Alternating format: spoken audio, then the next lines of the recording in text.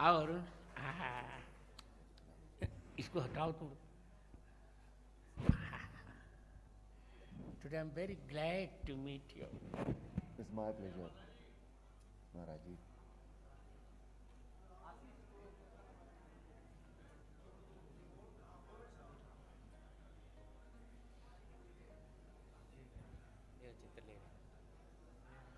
नहीं, मैं कह रहा हूँ उधर से हट जाओ। सब लोग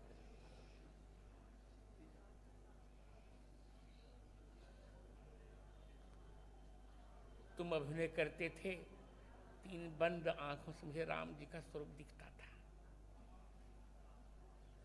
बहुत कृपा आपकी, बहुत बहुत बहुत कृपा।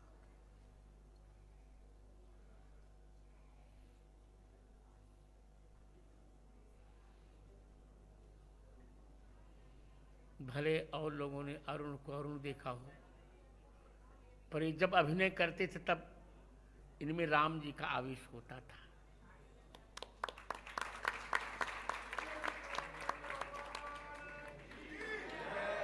और इनको भी लगा होगा कि रामत्व, जब तक भारत में राम सापेक्ष राष्ट्रवाद नहीं होगा तब तक भारत के कल्याण की कल्पना नहीं की जा सकती। सत्य वचन,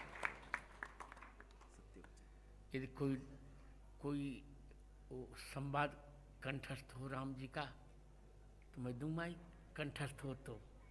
जी जरूर। अच्छा, मैं दे रहा। जैसी आप मैं अपने वक्तव्य में ही अरुण गोविल को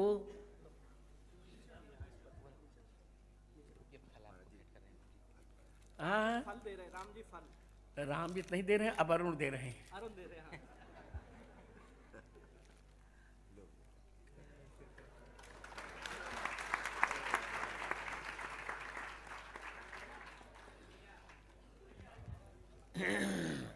अरुण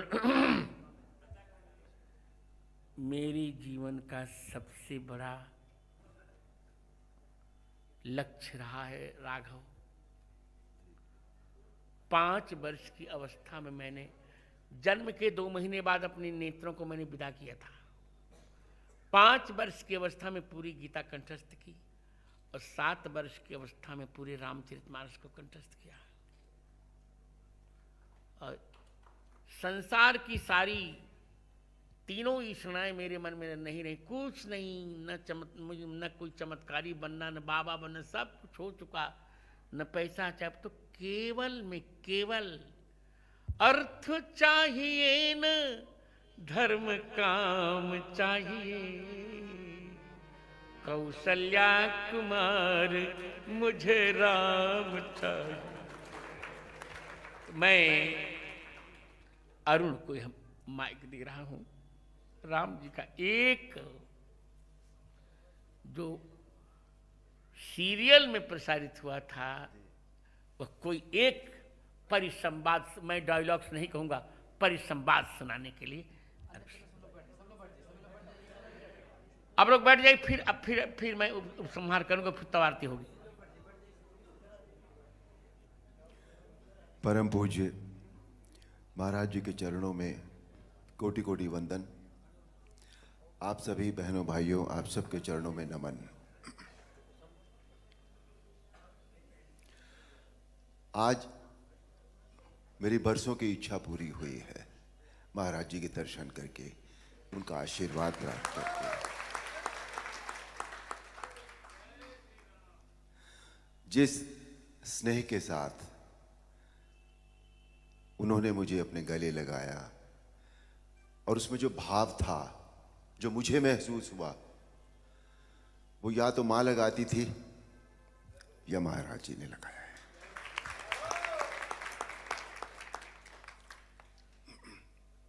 महाराज जी की आज्ञा हुई है रामायण का एक परिसंवाद सुनाने की। एक प्रसंग है जो हमारी रामायण थी उसमें, कि रावण जब पहली बार भगवान राम के सामने युद्ध क्षेत्र में आते हैं तो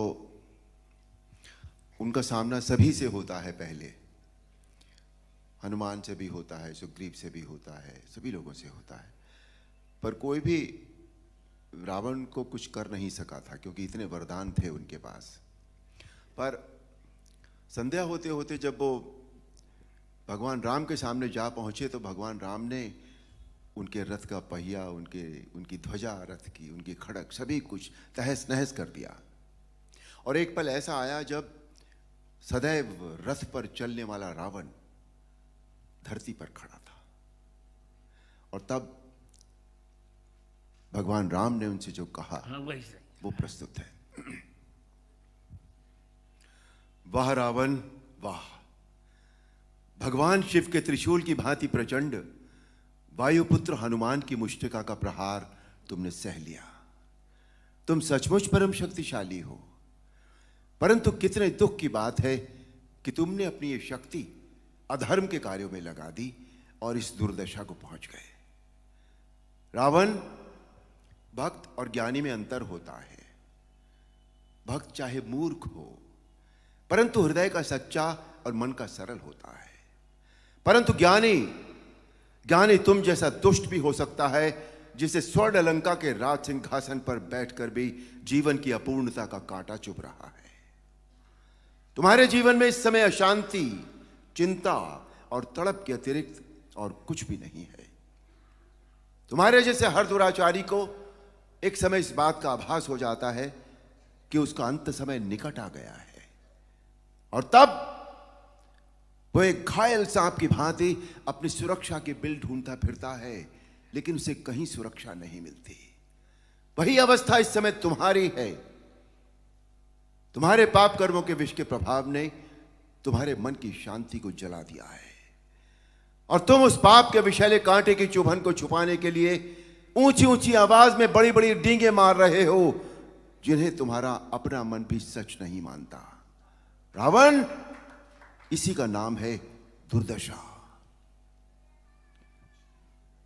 रावण, युद्ध जीतने के लिए धर्म और आध्यात्मिक शक्ति की आवश्यकता होती है। पाशविक बल और अस्त्र शस्त्रों की गिनती से युद्ध नहीं जीते जाते। तुमने एक समय लक्ष्मण से कहा था कि तुम्हारे यहां कोई नीति, न धर्म की नीति होती है, न युद्ध की नीति होती है, परंतु हमारे यहां युद्ध का भी एक धर्म होता है। हम निहत्थे शस्त्रहीन शत्रु पर कभी वार नहीं करते। यह है रघुवंशों की वीरता। तुम इस समय अपमानित अवस्था में, शस्त्रहीन अवस्था में, केवल शत्रु की दया के कारण जीवित हो। इसी का नाम है दुर्दशा। अब जाओ, कल फिर शस्त्र लेकर आना, और अगले दिन हम सब जानते हैं, आप सब जानते हैं,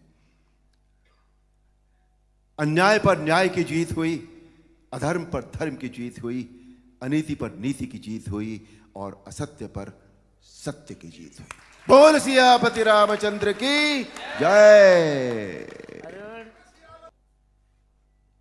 तुमने बंद आंखों से मैंने राम जी को देखा है, और तुम मेरे छोटे भाई हो, से तुम जान के बोल रहा हूं, आप नहीं बोल रहा हूं। यदि तुम चाहोगे तो जगत गुरु रामानंदाचार्य होने के नाते मैं तुम्हें राम मंत्र की दीक्षा अवश्य दूंगा। अहो भाग्य महाराज, अहो भाग्य स्वामी। बैठिए बैठिए, 2 वाक्य बोल के फिर विश्राम होगा।